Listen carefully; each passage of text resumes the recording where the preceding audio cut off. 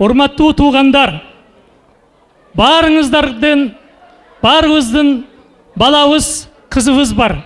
Баарыбызды ушундай ак тойлорго жеткирсин. Менин бир гана ушул тойду пайдаланып айта турган сунушум бар. Мына ак тойлорду өткөрүп жүрөбүз. Заман өзгөрүп, баарыбыздын аң сезимибиз өсүп, башка бир заманда жашап жатабыз.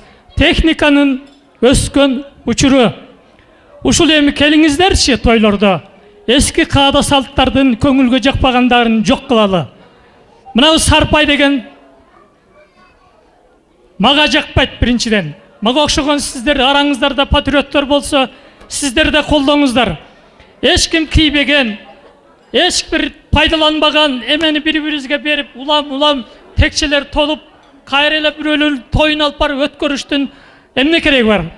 Кудагыйлар макул көрсөңүздөр, төртөөңүздөр кеңешип туруп, күйөө бола калада, кызга да, өзүңүздөргө да жарашыктуу кие турган кымбат баалуу кийимдерден алыңыздар. Калган туугандар сарпайга эч качан капа болбош керек. Төртөө келишип, төртөө кийишсе кандай жакшы болот.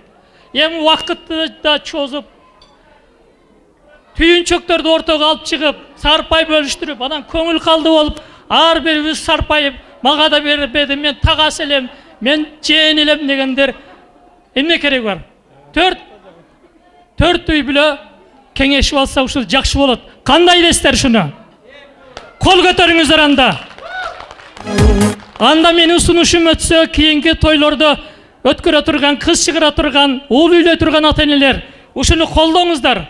Кудагыйлар кеңешип алып туруп, жакшы жолго түшөлү. Жакшы заманда, токчулук заманда болуп аткан тойдо ушундай эски сарпайларды көтөрүп, түйүнчөктөрдү көтөрүп эмне кереги бар? Магазинде азыр мурда жок товарлардын баары басылып жатат. Керектүү, кымбат баалуу, жарашыктуу размери менен алып кийгизип, мындай кудагыйым алып бердиле, кудам алып бердиле, бир жерге кийип барганга жакшы болот. Көңүл бурганыңыздарга чоң рахмат. Сунушумду колдоп коюңуздар.